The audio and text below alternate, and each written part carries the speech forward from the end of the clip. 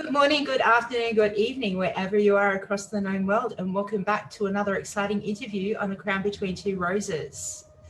I'm Countess Beatrice. And I'm Countess Altani. Welcome.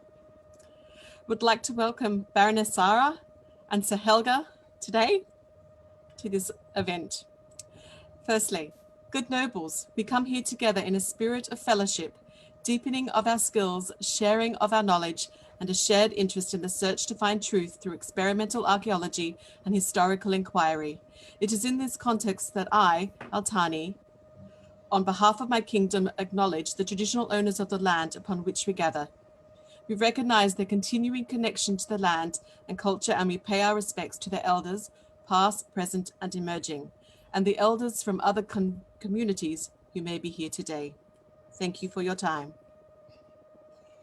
Thank you so much for joining us today, ladies. We're very excited to have you here.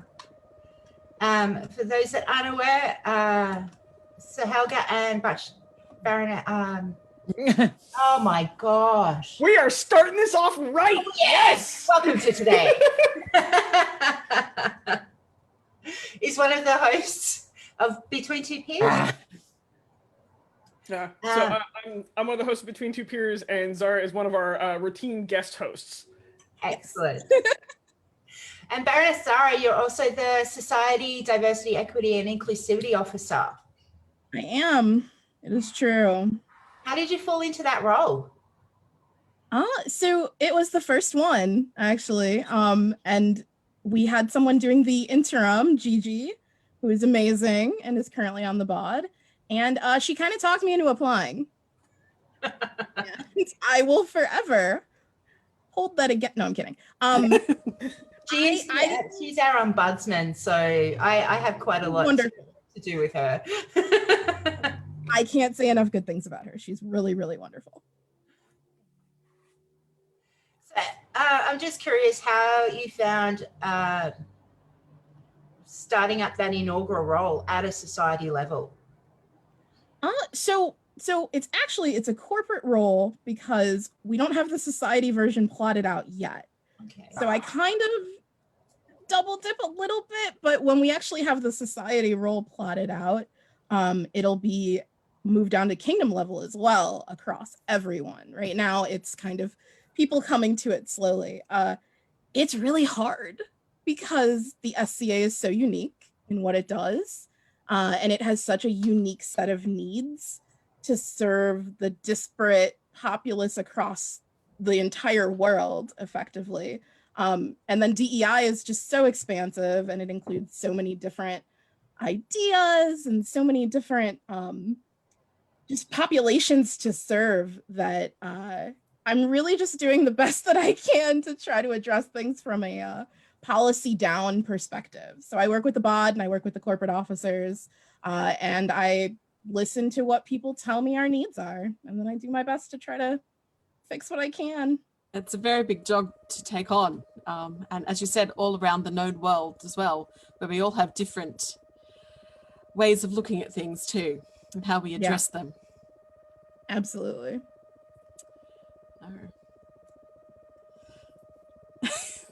I've lost B. I'm still here. And so Helga, whereabouts are you situated? I am in Central California on the coast, and so I'm a very large state and kind of like right in the middle of it, up in the Redwoods. So West Kingdom, formerly in SCA terms, in the Principality of the Mists. Right, thank you. And Zahra, you're from? Middle. Pretty much smack dab in the middle. I just moved from Chicago, Illinois over to Ohio. So I'm still same kingdom, still mid-realm, but pretty much from one end of it to the other end of it. Well, definitely welcome to Lochac. Even if it is via Zoom. Yeah. I cannot wait to visit Lochac. Like, I want to come down and visit so bad. I want to always be welcome. Just to warn you guys, my now 60-pound puppy has decided that fetch is a thing that should happen during the show. So I just got a tennis ball jammed into my back. At least it was only your back. Anyway. So, Baroness Zahra, how did you get started in the society? Well, so I didn't know that the society existed until like 4 or 5 years ago. I'm really new. And I liked Ren fairs. I liked like dressing up, and I look good in coat hardies. So I was like, that's cool. And I want it. And then one of my friends was like, you should really check out the SCA. I think you would actually like them better. And I don't know, I saw Lord of the Rings at a very formative age and was like, they have archery. I'm down. Let's do it. I'm good. So I found the local like archery practice. I started with my first event and then just kind of was like, everything is beautiful. And then I went to an event the next week, and then the week after that, and the week after that. And I did 36 events in my first year. So That's a lot. It's insane. I suppose they must be closer to you as well. So I'm thinking Lochac is rather distant for some of our events. So there's no 20-hour drives. It's like 6 hours, 7 hours at max. Yeah. And was that only in the one kingdom, or did you cross kingdoms? So in the first couple of months, I actually was able to travel a little bit. So I flew out to the East Coast for an event. I think in the second year, I drove down about 15 hours to Gulf Wars. It was really cool. Like I liked the idea of checking out other kingdoms, but really, I think probably 95% of the events I've been to have been in the mid-realm. I was going to travel. I had a travel budget as part of this position. I was ready to go, and then COVID was like, you thought. So, no. Yes, COVID has got all of us rather stumped, and hopefully, well, Lochac has just started to open up and our crown has been able to travel. Hopefully, you can do so soon as well. The US is kind of full of stupid, so we'll see. You guys are not letting us in. This is the correct response. It's okay, because they're not letting us out either. Yeah, I like how Ireland, by the way, was just like, hey, US, another year. I mean, that's fair. I get it. So Helga, how did you start in this society? So I was a tumultuous teenager, to say the least. And I have been stick fighting with my friends and playing knights and horses and rescue the princess since I was like itty bitty. Like that, I was born into that like mindset. And then I was 15, pedaling on my little bike in my small town that I grew up in, and there are a couple dudes in armor beating the shit out of each other. We're gonna U-turn right now and go figure that out. And that was my introduction to the SCA. Was I found a couple fighters in a park, and was a very, very bold young lady, and was like, how do I get involved? Right now. And I have been playing in the SCA ever since. I grew up incredibly poor, so my friends and I used to collect cans to pay for enough fuel to get us to and from events, and we would pack as many, overzealous teenagers into a single vehicle as we could, including like lying down in the back, covered in armor, and then we would all pool our little pennies and drive to whatever event. And go from there. And so I drug as many of my friends into this as I could. And actually my best friend who started with me was the knight made right before I was knighted. So yeah, it was pretty much like, I just found it in a park and was like, these are my people. I have found my home. And my parents went, oh God. I was going to ask, how did your parents respond to that one? My dad hated it for years. Like years and years and years and years and years. And my mom would just look at him and be like, okay, she rides horses and she gets in armor and fights. and has straight A's and doesn't do drugs. Like, who cares? Like, let her go play the fantasy thing. She's not attached to a video game. I was never home on the weekends. Like, my parents got a free house on the weekends because I was never home. I was either on my horse, at school, or fighting. That's how that was. And it led you to becoming queen. Yes. So I just recently reigned with my husband, basically back to back because we're crazy. So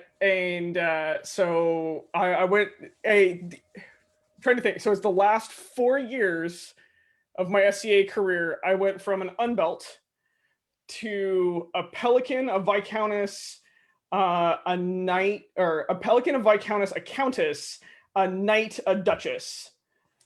So I swore fealty to my kingdom 8 times in 3 years. And then COVID hit. That's amazing, actually. That's a lot of dedication as well for you, and a lot of time that you would have put in for the kingdom. It was a weird thing because I was just like, truck along, poof! Like, whoa! This all happened at once. I need this to slow down. There's a lot going on here. This is a lot of planning. This is like a lot of weddings all at once. Why am I doing this again? And a lot of politics and learning how things run as well, I imagine. Affectionately, I got my pell in telling the establishment to go fuck itself. And those are the words from many people in the council, is because as an unbelt, so I severed a bunch of muscles in my shoulder and broke my back and did a bunch of really nasty things to my body and invested close to $50,000 out of pocket to get back in armor and 4.5 years of my life of PT and surgeries to be able to do this again, because I couldn't do this for a long time or open a door with my right hand. And in that time, I started to address some of the breakdown of communication between the knights and the unbelts. And there was a lot of pushback for what I was doing for a while. And it's really good that, like a tumultuous teenager, I'm also an incredibly tumultuous adult. I just have a better vocabulary. I'm larger and can bench press more. And so I told a lot of peers that they should actually go shove it. And if they aren't going to do the work, then they should sit the fuck down and shut up.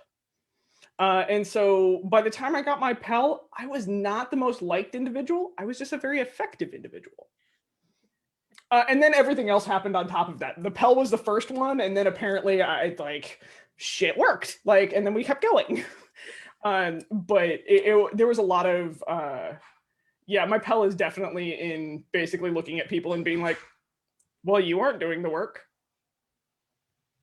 So yeah. There's my weird ass origin story. Tumultuous teenager, tumultuous adult, better vocabulary.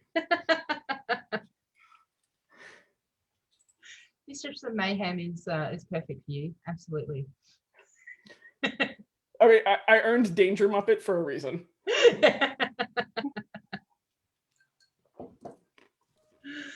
And Zahra, you're Baroness. The story behind that one? So the same year, actually within the same period of time, as one of my very good friends reigned, I got this job. So the first 6 months I was doing this at the corporate level and trying to get things together, and I had to fly out to Milpitas a few times. I was also one of the core staff members for his reign. And it was awful. It was an enormous amount of time. And I just kind of spent 6 months with every single weekend I was doing something. I was traveling a lot. I was flying all over and trying to get familiar with this role and try to build it and meet everyone on the pod and get to know the corporate office. And then at the same time, there would be events where he's like, hey, want to go to New Jersey 16 hours away? I'm like, yeah, of course I do. It was awful. And I think at the end of it he was just just here, thank you for existing with me for the last year of life, because we do the crown basically 3 weeks or so after our royal step up. So you're prince and princess for 5 months, and then you've got your 6 months on the throne. So five or 7, depending on where the rain falls in the year. So it is a full year of being on staff, and it's zesty. It is very, very busy. So yeah, I think it was we appreciate you, and also we've watched you have like a breakdown in the back of your Honda Civic. So thank you.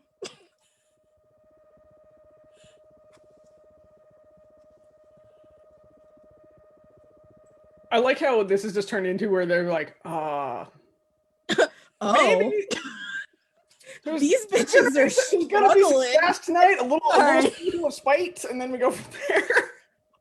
Now you can see how truly organized we are in our roles and what we do. Look, you guys have been awesome behind the scenes. I actually want to give you guys huge points for your communication behind the scenes. Like the setup behind the scenes for this show is on point. You guys are on it. Some very excellent people who help run this. Yes. Yeah, well, they all have a huge thumbs up from me. Like they're doing a really, really awesome job. Yeah, we totally love them, otherwise we In couldn't the do it. future. When you're like talking to people from completely opposite time zones, and you're like, sleep. We're getting a bit of strange feedback. Oh, cool! It wasn't just me. Yeah, that was my thought as well. You kind of sounded like a demonic robot, Zahra. Yeah. I mean, I would lean in on that. Oh, you're still like that. It's still like that. How about now? Excellent. Way better. I mean, I would lean in on the demonic robot. Like, that's cool. You only bring that out when you need to.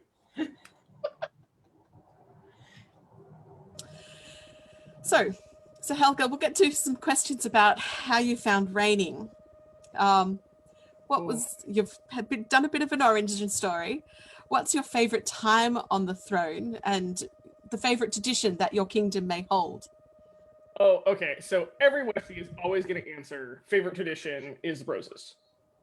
And it's different experiencing it as a fighter than it is as queen. And so just for all the broad audience out there, because you guys have a huge following, roses for the West is where crown tournament and coronet tournaments, once the fields collapse down, they then open pickup fields for all the fighters there. And then the fighters, so you can challenge somebody like 2 out of 3 or like however much, or like one, whoever wins, whoever does not win the bout is sent to the queen or the princess to get a rose or a flower and then deliver it to the winner's choice. And it's one of my favorite traditions because it forces you outside of your bubble. It forces you to learn to speak to strangers, and it has you interact with the royalty. And as a fighter, I love roses. Even like win or lose, I'm just like, yeah, this is great. Like I can go do pickups with anybody across the, anybody that's at our crown, and I get to meet new people in the process. Also, it's really fun to try to make people cry when you deliver a rose because you get super flowery with your speech and you're like, I'm the boss at this. But as queen, it's a completely different experience because you're up there, you're on the entire time. But you get to see and touch everybody. You get to see how they interact with roses because it's different for everybody. Some people take it incredibly seriously and some people like joke and laugh the entire time, and you see all of these interactions. And so you get to learn pieces and parts of every fighter and every consort that takes part in this. And we opened up our roses to our equestrians, our archers, like anybody that can do challenges. And so I got to meet and interact with people from my kingdom that I only kind of know in passing, in a very like intimate way, because they show up to do this and then they go to deliver this rose, and you get that moment in time with them, and it's an individual thing. So that's really cool. It's one of my favorite traditions. Favorite moment of reigning. I mean, besides having my husband totally, like outspeaking my husband, a invocation and him just being like, nope, queen's got this, I'm out. fight well. I am not trying to follow that. And that was our game. The entire reign was to see who could like outspeak the other one and who could like bring the thunder, basically. And him and I are both like showboaters. And so it got fun. Like we bring our friends in on it. We like plot things. But because of that moment, one of my favorite moments out of reigning was a quiet moment behind the scenes after we had done this, and having somebody that has played for years come up and be like, I got lost in the STA for the first time in a long time, because you guys are up there playing the part so big and so loud and making the stage consume the event. And so the stage then becomes the entire event because you're doing the thing you're supposed to do. And I lost that years ago, but I keep showing up to support the SCA. And that was the moment that defined reigning for me, where it was like, you have to do this all the time, because you can be a part of a story for a newcomer, and that's amazing. But when you have somebody that's played over 35 years come to you and say, I lost the dream until you guys literally just were like, that's a moment of epicness that also drives what the SCA is. It's a place where we can come and have things fall away and get lost in the story that we create ourselves. And so it's a really cool, it's a little egotistical moment actually. But it's something that I've tried to carry with me through the rest of like how I define myself as a peer, how I define myself when I'm speaking in court.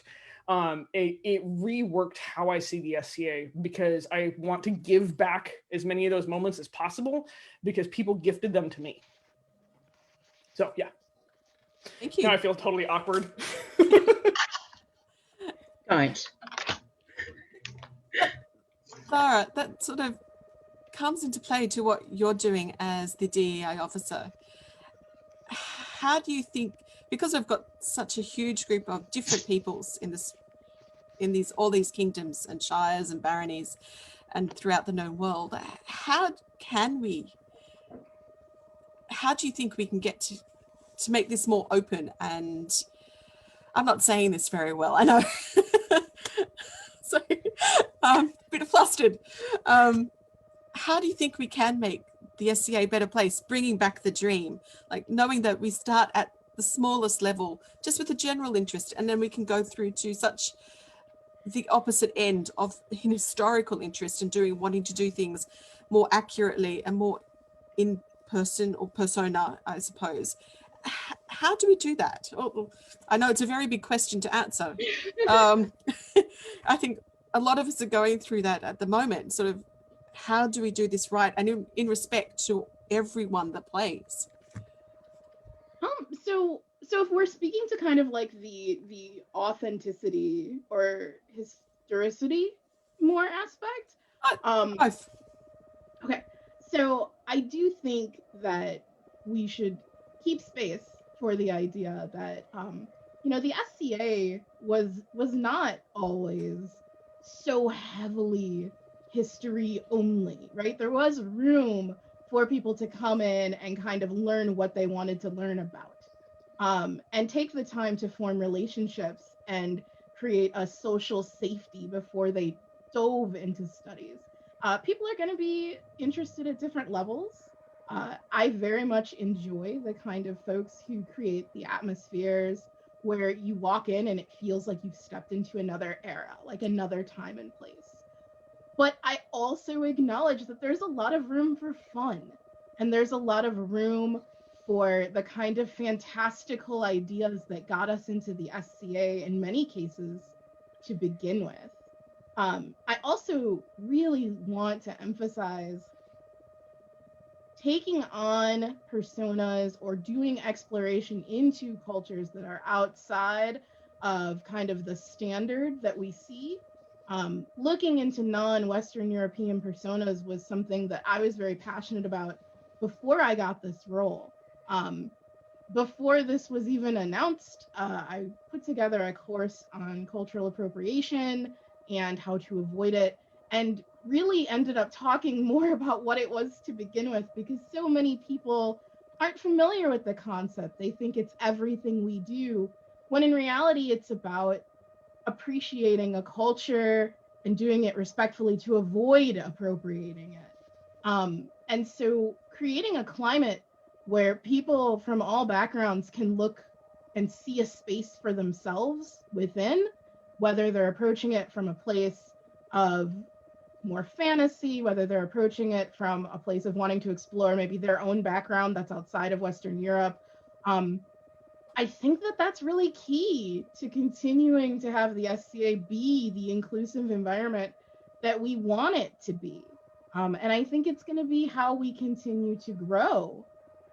It's very difficult to have an SCA that is only really a space for some people and then demand other people fit into that mold. Instead of just saying, here's the space, you will help us make it what we want it to be, and we'll do it together. Thank you. How do you follow that, Altani? Really? All right.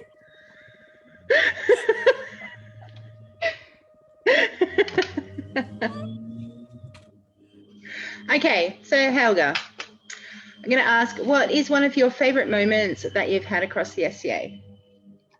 I mean, can I be a total suck up and say meeting Zahra and having some amazing conversations actually about DEI? Yeah. So I'm gonna actually tie back into her answer. So we can go off on like all the other amazing things of the SCA. There's the fighting, there's the relationships, but going into the relationships in the last year, I've been really blessed to have some super hard educational conversations that I wouldn't have had outside of the SCA. And because all of this is coming up, I've actually become a better person.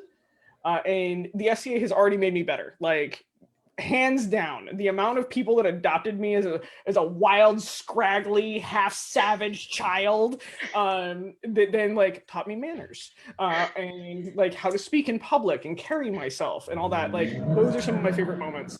But I'm gonna say recently really is Zahra and I go back and forth behind the scenes a lot about DEI because I'm trying to be a better ally within the SCA because I'm a Duchess, I'm a Pelican, I'm a Knight. I have all of the privilege. I would also like to note, white as fuck. All the privilege right here. The only privilege I lack is the fact that I have boobs. Like, and then if I want a dick, I need to buy it at a store. Like, that's what I lack there. And so I want to say one of the coolest moments is actually having times when like Zahra and I are discussing cultural appropriation, and then I can step into conversations and be like, hey, actually, here's this understanding and here's how to do this. And people are like, oh, sweet.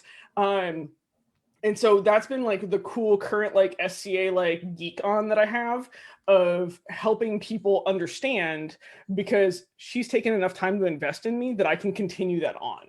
So, and other than that, it's like thugging fools on the field. Like when you hit a Duke hard enough that they're like, I never want to be touched by you again, little girl. I'm 5'5". I am not a huge human. And I have hit dudes hard enough that they are like, nope. Pass. And they'll never bitch. They'll never ever bitch that I hit them too hard, just so you know. But that like, so it's like the two dichotomies where I get to go be this angry little ball of hate where I'm just like, and I get to apply that to another human being's body and then we both giggle about it. And then all the way down to like serious hardcore conversations about bettering the society and bettering who we are. That's kind of a really roundabout answer, but you know, there you go. You got the stick jock answer and the like poised Duchess answer. It's very well balanced though. I love it. Thank you. We've just got a question come in for Zahra. Can you please touch on the difference between appreciating and emulating a culture versus cultural appropriation? This is from Bertrand. Oh, so that's a whole class. Okay, so In a nutshell. We'll do like the cliff notes real quick. It mostly comes down to respect. Not treating a culture like a monolith where you can say like, hey, I know one person who's totally cool with this, so everyone is super awesome with this. That's not true. Different cultures are going to require different approaches. There are absolutely cultures that you should not be taking the persona and putting it on your body. If you would like to study it, there are lots of ways to do that. You can teach classes. You can invite people from that culture to come and speak. Many indigenous groups, for example, have educational outreach, and you can go to them and find out in what way they would like their culture shared. Making sure that you're doing the work if you're going to take on a culture outside your own is incredibly important for a respectful portrayal. So my main persona is actually Ethiopian. And it was extremely challenging to do the research because I do not speak Amharic. Ge'ez is a dead language except for religious scholars, and so I was literally having folks translate the Hebrew from Ethiopian Jews for me. I wrote to the University of Addis Ababa for more information on some of the, it took a lot. It was a lot of work, but that's what it takes sometimes. And I think if you are very zealously trying to avoid any sort of appropriation, you need to be aware because there could be pitfalls that you don't know about as far as religious symbols, spiritual imagery, coming of age ceremonies, different things that it would not necessarily be appropriate for you to take on. That said, having the respectful approach 95% of the time is what will serve you best in ensuring that what you're doing is not going to be coming from a place where you end up mocking a culture or misrepresenting a culture, which is absolutely the last thing you want. In the SCA, it is very likely, especially when you are doing a more rare persona, that the only thing that these people will ever know about this culture in this time era is from you. So you don't want to be the person that tells them the wrong thing. There's a whole class. I teach it a lot. I'm teaching it tomorrow. So I don't know. Hit me up, equity@sca.org. We can talk more. Excellent. Thank you. Thank you for I answering. really recommend that. taking the class. Actually, it's really well done. So is the class online? Because, we're just going to do a little promo here.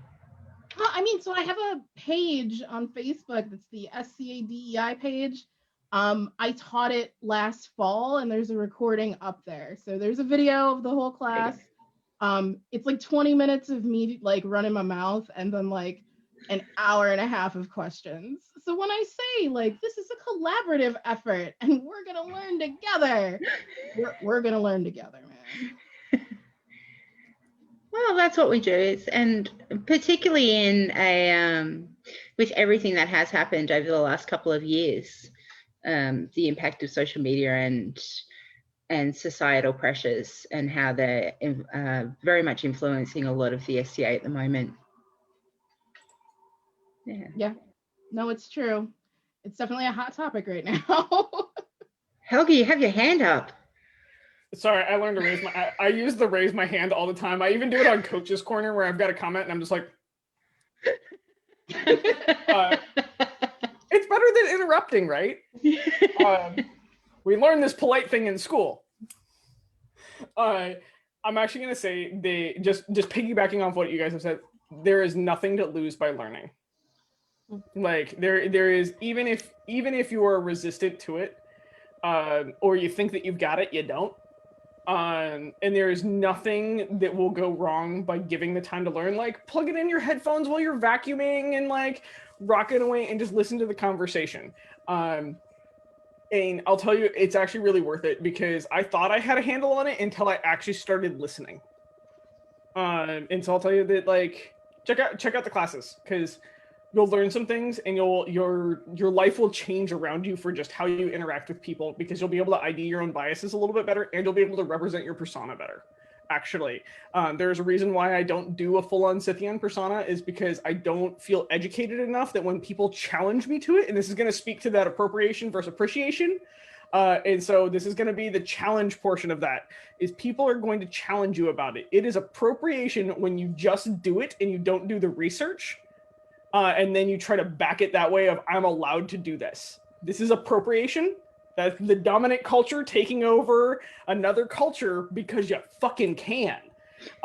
Appreciation is when you are challenged, you can sit down with somebody and have the conversation and educate them and say, yes, I've done the research. I have looked at these digs. I have done this. I am trying to make sure that I am representing this correctly. And right now I don't do a Scythian culture. I don't do a Scythian persona, which I really, really want to do, just so you know, because I don't actually have the educational background to represent the culture right. And so that's just piggybacking on all this because this is my current geek. Sorry. So yeah. I'm so proud. And hide a little bit. I'm so proud. I'm over here like, I win the internet. I'm done. I'm out. Zahra, a question has come through again for yourself. What are the other fields, SCA fields, that are of interest to you other than DEI? oh, so I started with archery, actually. Like I said, Lord of the Rings at a formative age, and I was really into Orlando Bloom. And Yeah, that's fair. I mean, okay, real talk. I was like 12. I was into it. So yeah, archery was something that was really accessible. It has a relatively kind of low monetary threshold to get into because you can find a good recurve bow with limbs that you can change out for less than $100.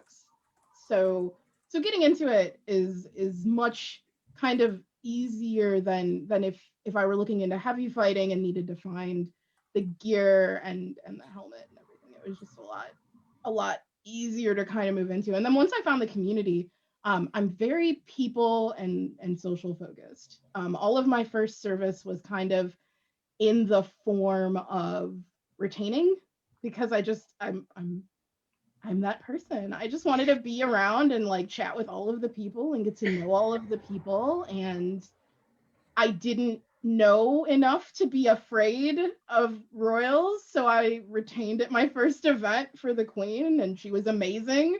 And I was like, this is so cool. And everyone was like, how brave. And I'm like, why? Oh well. I don't know. It's just one way to get into like the history and knowledge of the SCA. Like it's just a really cool way to meet people and learn about all of the different like politics, which is crazy and probably the most historically accurate thing we do. Nail on the head.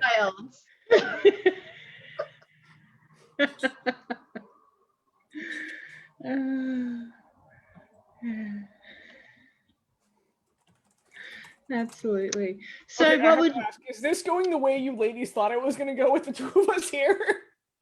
No, but it's awesome and we're having a good time and you guys as are. long as you guys are having a good time, we are here to make sure that you leave this like emotionally satisfied. Yeah, absolutely. And we're here for. And very informative as well. Very informative. And everybody who is watching and commenting is enjoying the show. So, Zahra, what is one of your favorite kingdom traditions? Can Helga answer that? I have to think about that. The toy box. Toy box. Oh, the toy box is super cool. You should talk about the toy box. Oh, okay. That's my. Would you guys want me to go off on the toy box? Please. Okay, the toy box is one of the coolest traditions that I stole from the East as queen. That they stole, I think, they stole it from another kingdom. And so, like, we have stolen this tradition and it is now turned into an amalgamation of traditions of what it's the running of the toy box. And so the West has a toy box full of kids' toys that are period, non-period. It's kind of a mix. It's whatever people want to donate to it, and that's fine. And at the beginning of court, you take some sacrificial squire that did really well in the list, or some sacrificial knight that may have mouthed off to you, and you feed them to the children at high velocity. So you hand them a box full of toys, you give them a 5-second running head start, and then you release all the children of the kingdom to go run this person down like an angry, hungry velociraptor pack. And it is the best thing since sliced bread, or Betty White, because Betty White is older than sliced bread. But it's something that brings all the kids to court. It gives them a reason why to come to court. It gives them something to do during court. Because I'll tell you that some of those people run for a good long time.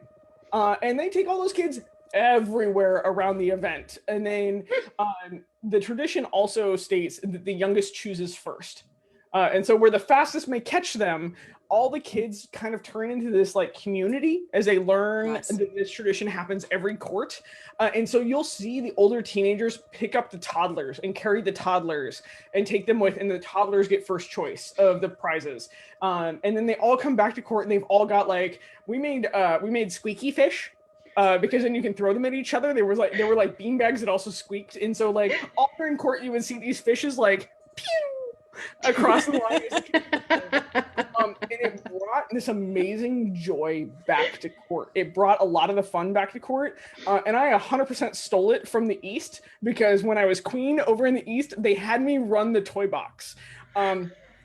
Noted, I will straight arm a 14-year-old that stands in my way while I'm running that toy box, and send them ass over tea kettle, because this is now a competition and I am competition based. But I thought that the East had taken it from the Mid. I thought you guys did this tradition. That's the reason why I mentioned it. So we do the toy box, but we kind of had to change it because like kids in the Mid are like, it is on. This is real. This is the realest shit of our lives. So, like, it used to be this cutesy, like, yay, toys. But these kids get up here, and it's, like, 4-year-olds that are like, oh. And then they get up here, and they're like, we are, Oh, no, they like, waited for me. Elbows. In the East, they actually waited. So a couple of the kids didn't come up. So we have a rule in the West. You cannot run if you do not show up into court. Because in the East, there was a couple of them waiting in the back of court for me to run. And then they were going to be like, haha, we have caught you. And then I was just like, fling. I know you guys bounce. I don't care. Like, whatever. And so that's one of those things. These kids get into this. They like get totally into this. And if they know it's coming, you'll see them start plotting. They'll be like, this is the escape route.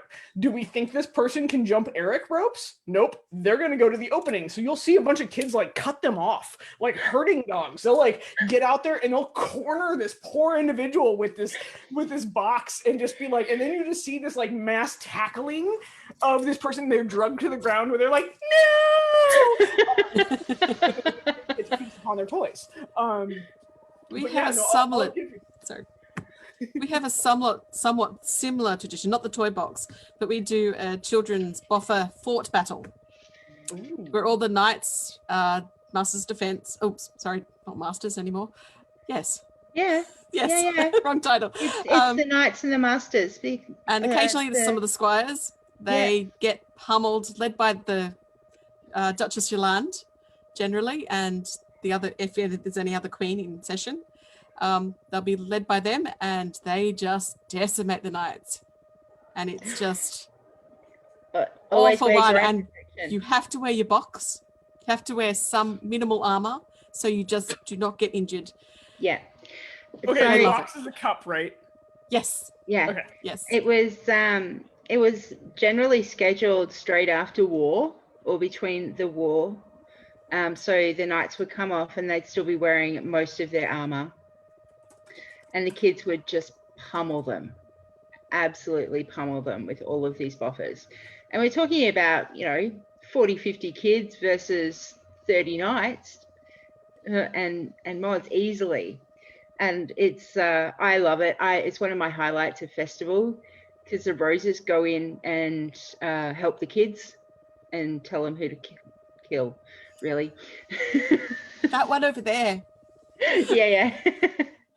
That's awesome. I love that. Yeah.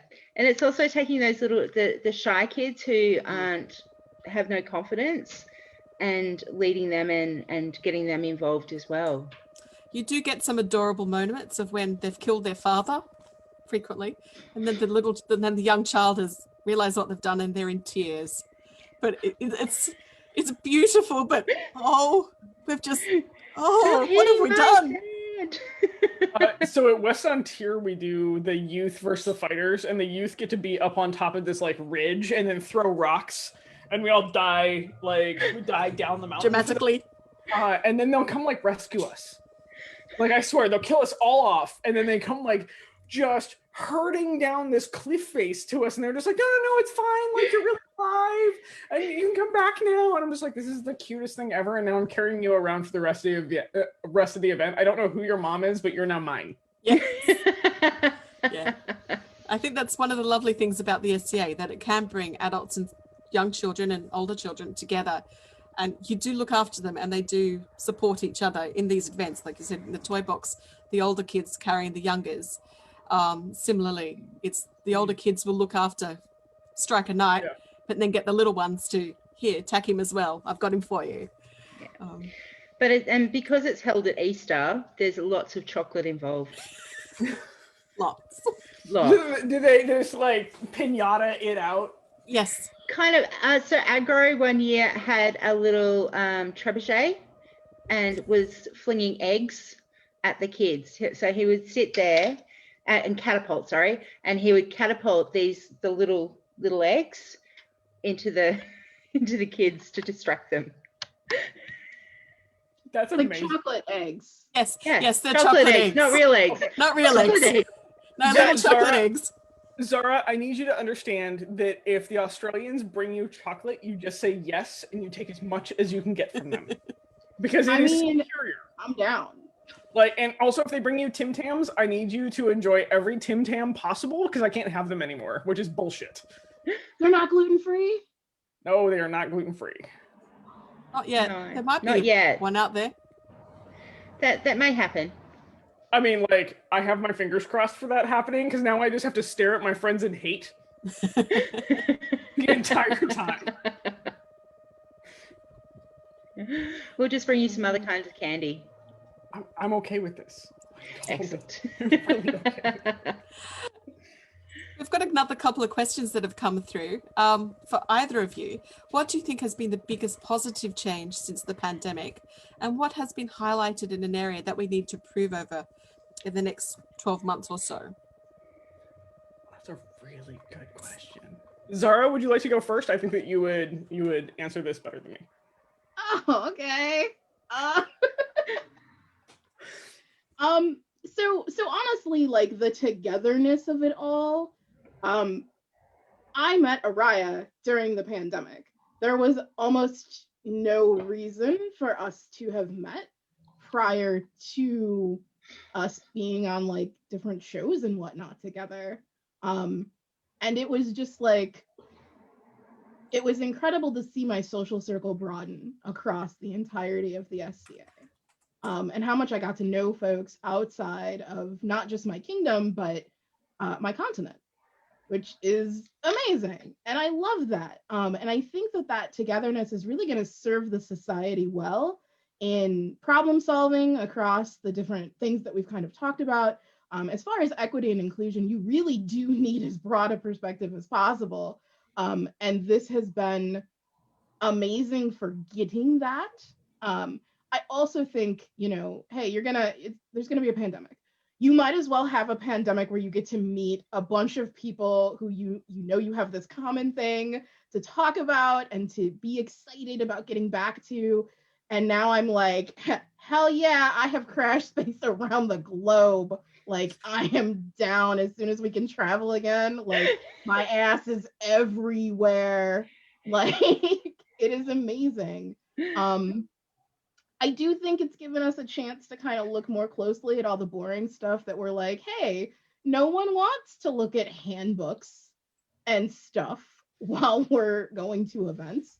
But now that we all have had kind of the time to focus on that, I know at least this office has done a lot of policy work that I probably would not have focused on outside of the pandemic, because it would have been a lot of kind of traveling to different places and getting a feel for the different social climates. And instead it was redlining corpora, which is hours of zest and fun, I'm sure. No. But it's good to do now. It's important, even if it's not the thrilling part of the SCA, but it's so important because when you do run into issues, and there inevitably will be issues in any social club, like you really do want to make sure that you've done the work to maintain documentation and to look at the policy and to get feedback from people about what you're missing and what needs to be added. Yeah, it's kind of hard to say like, hey, we got a chance to do all the boring stuff now, but it's important. I know it's not fun, but it's important. And it means that when we get back to things, we can kind of worry less about those kind of instances where we're relying on the policy to support us. Helga?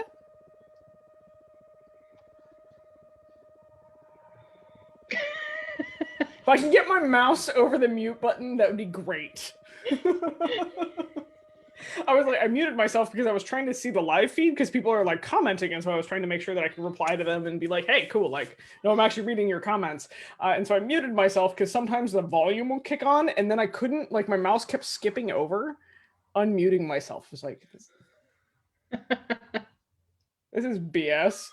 And so scrolling back to that question, because I read them out loud, I've got an auditory learning disorder. Sorry.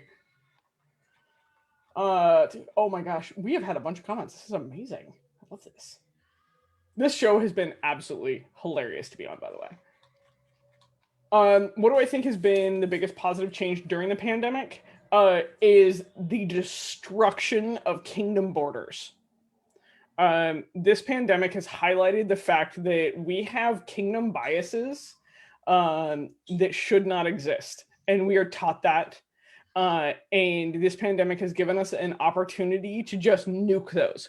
We have collegiums going on that have people from teaching from around the world. Nobody really says, what kingdom are you from? And then makes a judgment. Everybody's just like, oh, hey, you're teaching this thing. Like, let's do this. And I really love that. Like, it's really fun when as a fighter, it is fun when you have the like, kingdom biases and everybody plays the role.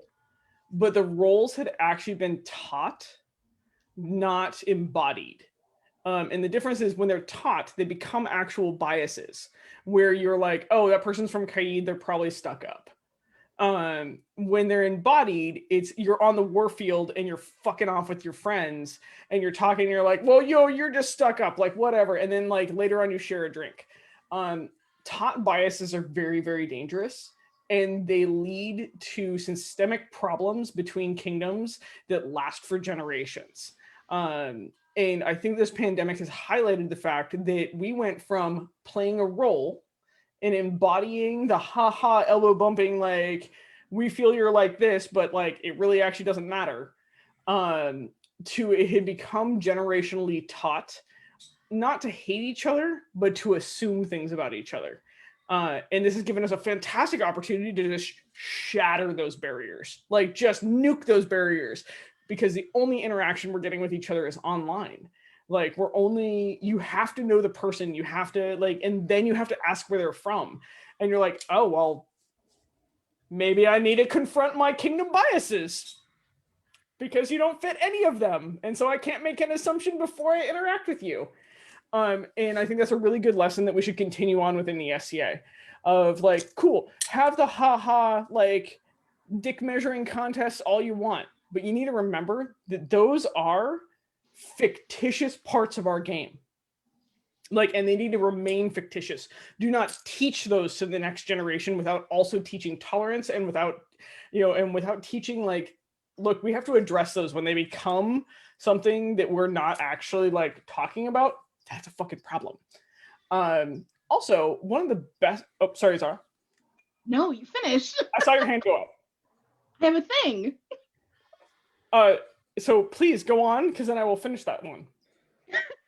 Okay, so first of all, say bias again, girl. Systemic. Ooh. Systemic you know biases that actually play into roles of our games and affects community. Oh, girl, you know what I'm like. No. So you mentioned actually communication has been so vital and so important and so intrinsic to all of this. And I just feel like we are doing so much better at communicating with one another in an authentic way, where it's not just kind of this very brief, hey, I saw you at Penzic for like the 10 minutes we see each other once a year. And instead, we're actually having to sit and listen, not just like I hear you and I'm waiting to talk, but actually like I'm taking in what you're saying. So, yeah, communication to go along with everything that Araya is saying. Oh, yeah. The other thing about the biggest positive change is the pool of knowledge has increased as the barriers and borders of kingdoms have broken down. So before we lived in our little pool of knowledge within our kingdom, we had to then get over our biases to go out of kingdom to find other experts.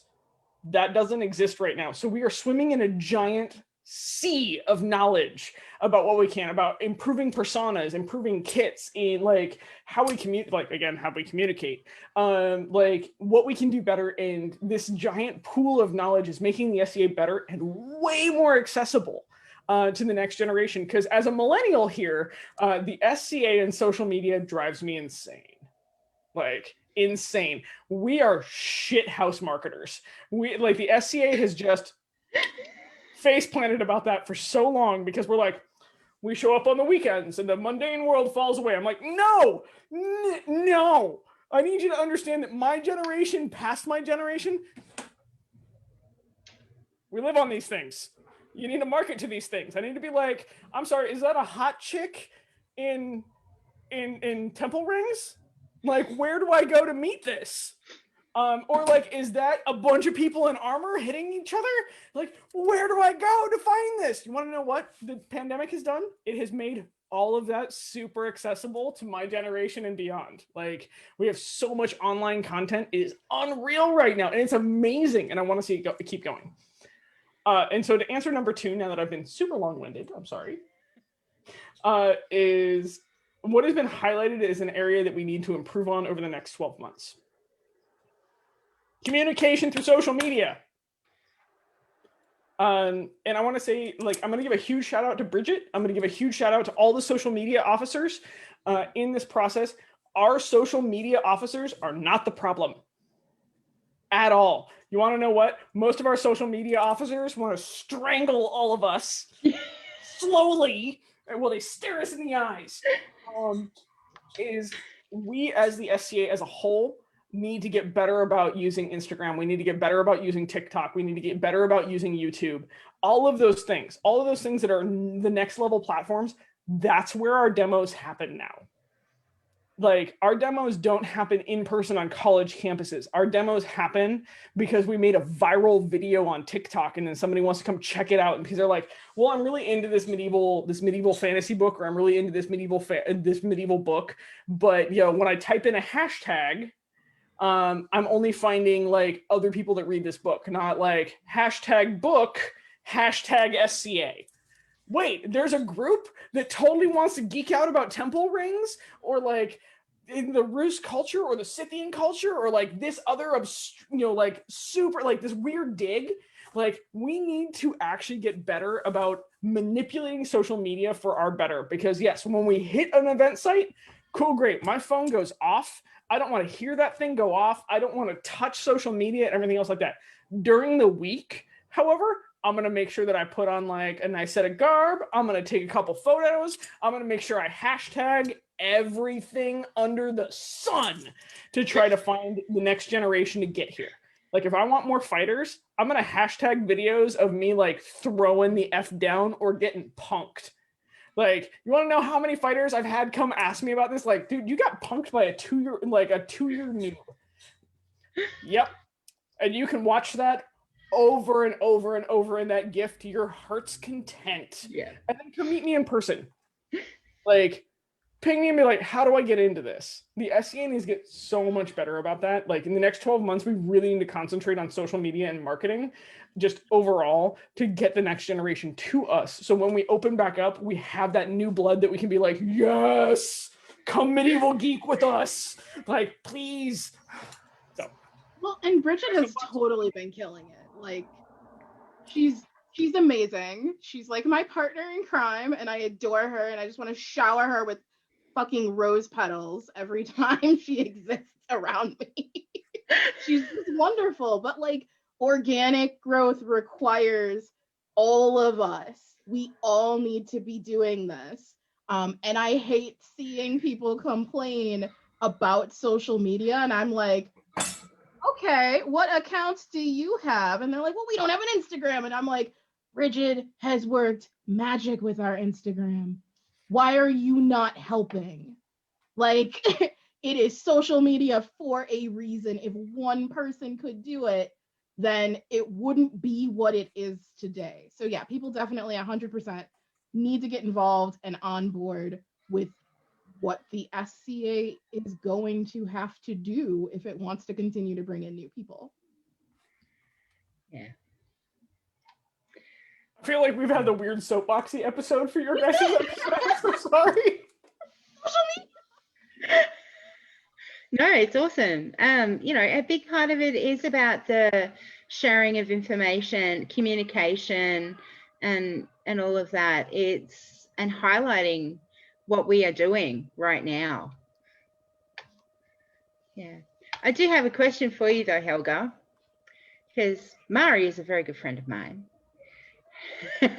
How did you find being squire to her and then following your path after she had been taken away by Yevon? So you always follow giants by learning not to stand in their shadow, but standing next to them and becoming your own giant.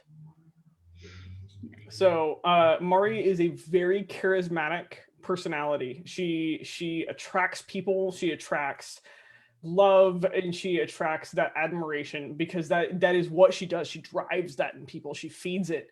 And so anybody that chooses to be her student is chosen to be her student because she one day sees that they will stand next to her, not behind her. And so following in her footsteps after she was stolen by Yevon was not becoming Mari 2.0, because that's not my job. My job is not to replace her. She is her own character in the story and everything else like that. I am 100% Helga and can stand next to her and rumble just as fucking hard. And that was the big turning point in me becoming a student to becoming a peer. And so what I'll tell you, anybody that takes on a student and takes on a peer, is that you should respect them and love them, but understand that you will never replace them, but you should be able to stand next to them as their equal. Absolutely. Thank you. Also, all the love to Mari too. Like, I still like I was the squire, so fangirl. Don't worry, there's some fangirl over here of you. No, I promise, I am a hot mess. Don't fangirl on this. This is such a hot mess. Yeah, we all are. That's what's attractive. That's why we get it.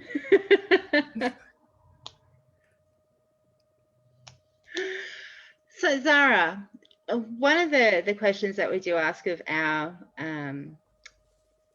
participants is, what is one of your favorite stories to share?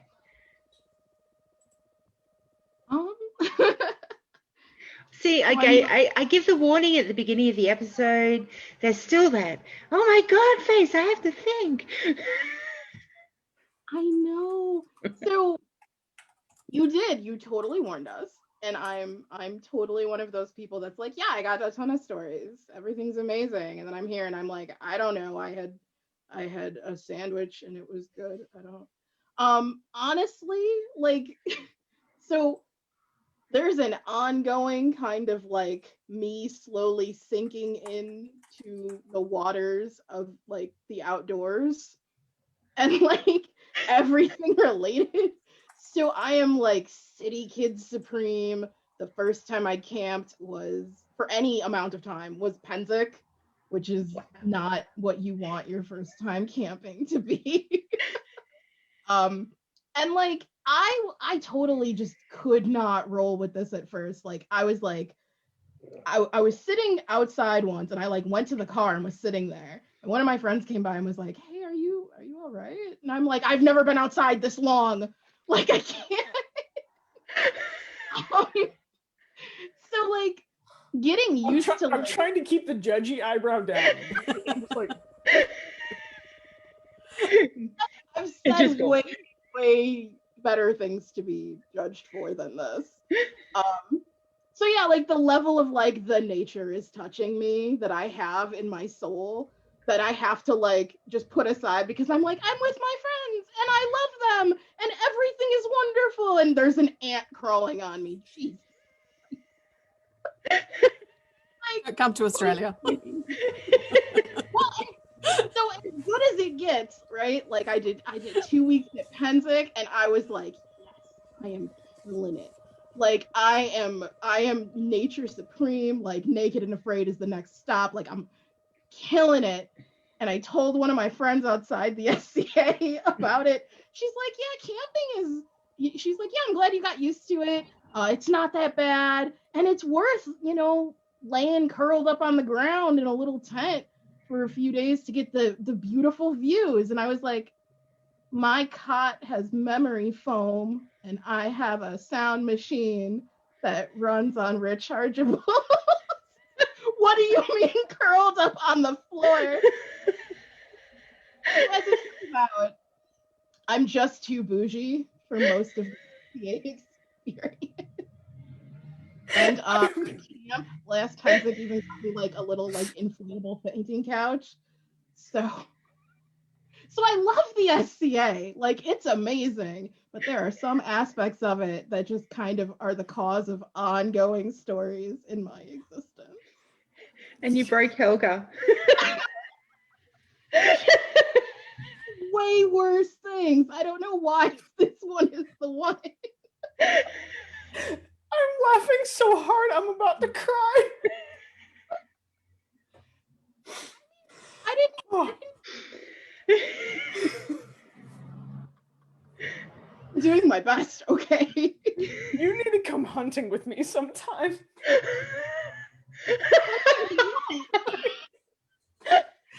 We're gonna put a GoPro on you. It's just a live feed the entire time, and you can break the fourth wall all you like. Girl, so please note, like, I don't know, like, again, bougie city girl. She had to teach me, like, how you measure horses. She's like, oh, he's like this many hands. I'm like, what? Like, It's a period reference, thank you. It's an ongoing, like, discovery for me in so many ways. Like, yeah, I'm just. so I'll send her, like, goat pictures, and she's just like, what's this goat doing? This. Doing goat things. I didn't know any of this. I didn't know sheep had tails. Did you know sheep had tails? Okay, all right. You don't have to. You remember we live in Australia. We have a lot of sheep.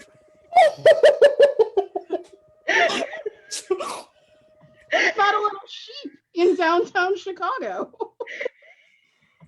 I live in the nation's capitals, and kangaroos literally do bounce through the streets. It's not a normal thing, but they do. Yes, it jumped across the harbour bridge. I feel like I would lose my shit. Like I just feel like I would just immediately be like, all right, well, this has been real. I guess I'm done. Bye. Although I will point out, as much struggle as this sounds, I have successfully navigated camping now a bunch of times, and I've even done it without the sound machine a time or two. So you know. We all like our things for camping. I like a real bed. So I like a real shower. Mm. Yeah. Right. Yeah.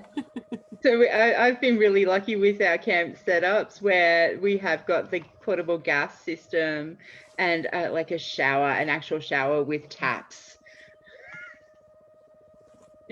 As opposed to the bucket thing. Oh, yes. Are there people who don't have? No, I'm not going to do this. I'm not going to do this Okay. because And Helga? I was about to say, Zahra, oh my god, at some point you've got to come hang out with me when we're like hardcore camping, and you're gonna have a reality check. Where baby wipes are like you walk back into camp and you see the thing of baby wipes and you're like, delivered by the angels. Like that's how that camping goes. Wait, I have baby wipes. Like, I bring baby wipes to Penzic. A bitch loves to feel fresh. Like, a bitch has baby wipes. Quote of the show. Don't worry. Are you guys regretting it yet? Like, I'm just super curious. I'm so sorry.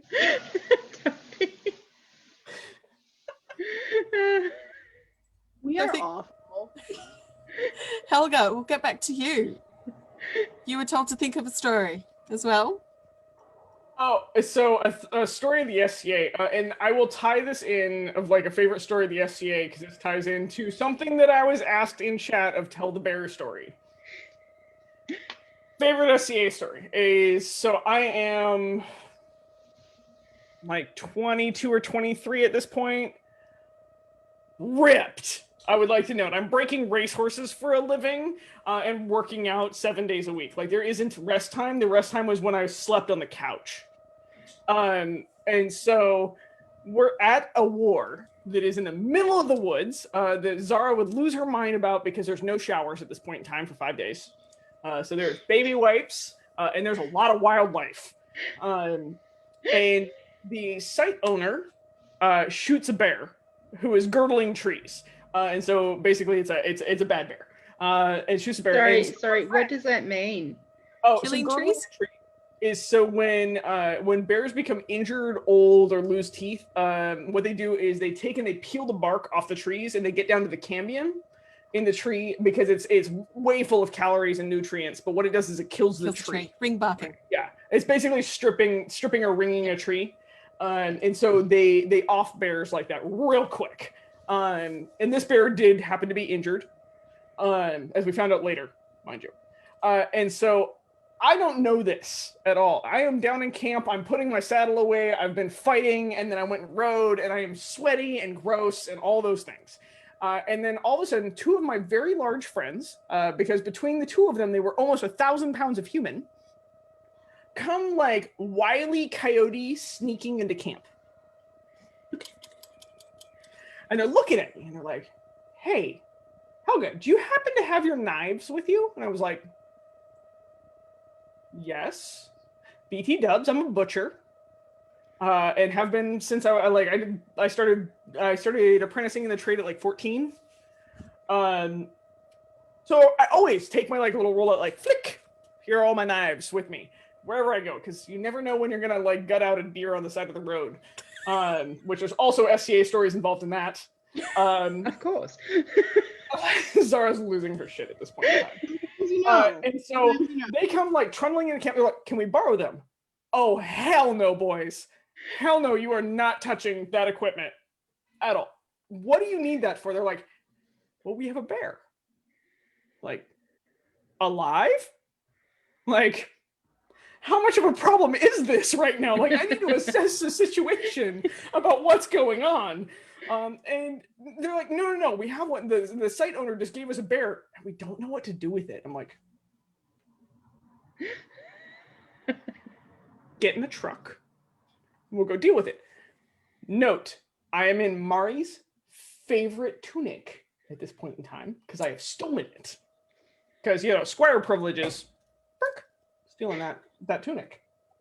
And so we go up to off the site where the site owner has this bear. The bear's not cleaned out or anything else like that. And so I now do an impromptu class about how to skin and gut and process a bear. And then we're at a SCA event. And this now has gotten wind into all of the encampments that there is a bear carcass. And so we're starting to get like, the phone is like, bing, bing, bing, bing. We're like, okay, cool. We know where we're delivering bear now. And so at this point in time, I am about to shove my hand into this bear carcass and like look over and I'm like, oh, knight's favorite tunic. Probably shouldn't do that. So now, very rapidly, I'm in my sports bra, my fighting pants, which are tight, and a set of tall boots. That's it. Up to the knee-high, like 14th century tall boots. This is all I'm wearing at this point in time. And so I go through camp after gutting and skinning this bear out and doing an impromptu class, and now I am walking through all the encampments with this carcass over my shoulder, dropping it onto tables, carving off chunks, handing it to people, and then disappearing again like some fucking wild meat fairy. So 2 years later, so fast forward to this, and there's people that are just like, who the fuck is this chick? Like, what just happened? And I am covered in blood at this point in time too. You want to talk about like every Viking fantasy? At that moment in time, ripped 23-year-old carrying around a bear carcass covered in blood in nothing but a sports bra and tall boots, basically. Like, rumors abound. So best SCA story, and again, little egotistical, is 2 years later, I'm sitting around a campfire and everybody's telling war stories. And we're all talking and we're bullshitting, we're drinking, we're having a good rowdy time. And somebody starts up with a story about this crazy Westie chick that killed a bear in camp with a knife. And I am mid-drink when this starts up, like...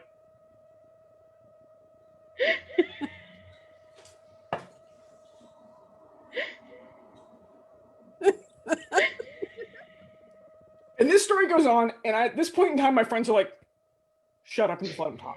Just shh. And they've got me, because I'm just like, I'm trying to correct him. And at this point, and finally, like, the story ends, and he is staring me dead in the face, like, dead in the face over this fire, like, telling this story like it is some epic Viking tale. And I'm like,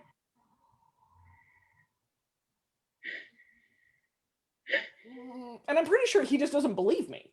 Like, I'm giving him the lick of, I don't fucking believe you. And this is like, this is making him tell the story louder and harder about this crazy chick from the West that killed this bear with a knife in the middle of camp and then delivered it around. And he's getting louder and louder. And he finally gets done. And I walked across the fire and I shook his hand and I said, hi, my name is Helga. That is not exactly how it went. And I left. Like, did not correct the story whatsoever, but it's one of my favorite SCA moments because literally all my friends that were involved with it were there and were just like, shut up, this is how you become a legend. This is your one moment. This is all you're gonna get. Don't screw it up. Shut up. And I had to just be like, that was not exactly how it happened. Also, hi. And then just left. And so that's one of my favorite SCA moments because it's one of those moments where the mundane falls away because you're forced to just be like, that story is totally about me. And they're looking at me. There's no recognition pattern here. They do not know that they are telling a story about me across the fire. Did you keep the bearskin? Oh, so no, the bearskin was given to somebody else that was local to get processed. So everything was processed down as legally as it could be. So the skin is, there's a local, we went through all the meat and everything else like that. And then the claws were given local also. Right. So, and it was like 250 pounds worth of bear that was eaten that week. Like I would go from camp to camp and somebody would be like, would you like bear ribs? Would you like bear stew? And I'm like, oh yes, I would. Like, give me the thing. It's just one of the most weirdest things because it's not something that would ever cross our table. Oh, bear? No, we don't have bears here. Okay, so bear is really easy. I want you to lick, like you can go buy the fattiest steak. Like you're gonna lick that fat after it's been cooked. You're gonna rub a little bit of sage across your tongue and then eat a mouthful of pepper. That's bear. As simple as that. It's great stew meat. It's really shit steaks. Like they're so fatty. Like literally, you could just like the fattiest steak ever and just be like, ha, and then try to taste anything after that. That is eating bear meat. Right. I think we've lost it. I like how Zahra's just like, I'm never hanging out with you in the wilderness. You know that offer of going camping? I don't think it's going to happen. I I'm also the chick that walked onto a site because somebody hit a deer in front of me, and so I gutted it on the side of the road, and then walked into our crown tournament at 11 o'clock at night, woke everybody up, and I was like, "Open your coolers! I'm butchering this right here, right now. If you want a piece, show up." That's got a more likely thing to happen here, but not as likely. No. Yeah.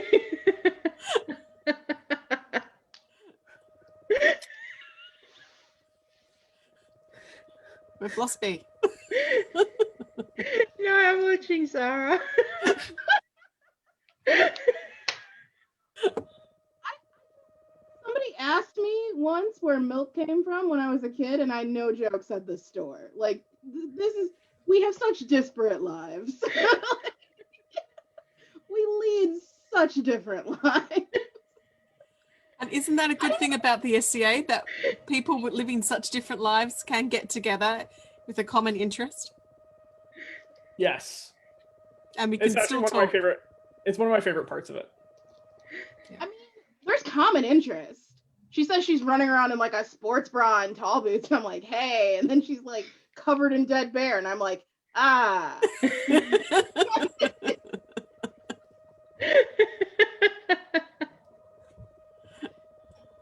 Just saying. Well, on that note, some amazing stories.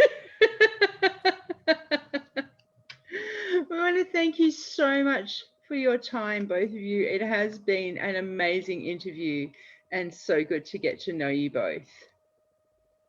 Well, and thank you guys so much for inviting us on. This was an amazing opportunity, and you guys are doing an awesome thing, getting people from around the known world onto your show. So you're doing the exact thing that I was like on my soapbox about earlier. Of you're breaking down kingdom barriers and you're helping people get to know other people, and that is gold in my universe. And so I just want to say thank you to you guys. I want to say thank you so much to your crew. And other hosts, you're doing an amazing thing, and keep rocking it. Yeah, thank you guys so as much. well. This is so much fun, and I know I had a great time. I know Helga had a great time. Like, this is just really amazing. And I have so much respect for everybody that's doing the shows and really just putting out the content that lets us all get to know each other better. And it keeps me so excited to get back to the SCA, and I'm definitely going to be making my way to Australia once you let Plaguerats in again, and it'll be amazing. Yeah. You're always welcome. Well, not always. I'm sure she'll be welcome with open arms. I'm super keen to travel back across to your kingdoms as well. Yes. Yeah. Oh my Yeah, gosh. absolutely. Well, if you're ever in Cali, I can take you around the redwoods. Excellent. Oh, I'm up for that. And if you're in Ohio, we will stay indoors in air conditioning and shoot the shit. I know how cold it is there. It's not cold now.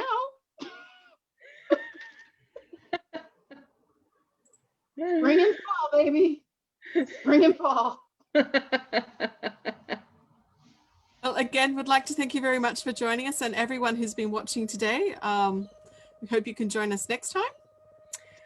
Yep, so if you join us next week, we're interviewing the regents of Caid, King Pansa and Queen Catherine, next Saturday. Well, it'll be Friday night for our US friends, Saturday for our Lochac people, and thank you very much. Well, thank All right. you. Thanks, bye everyone. Thank you. Goodbye.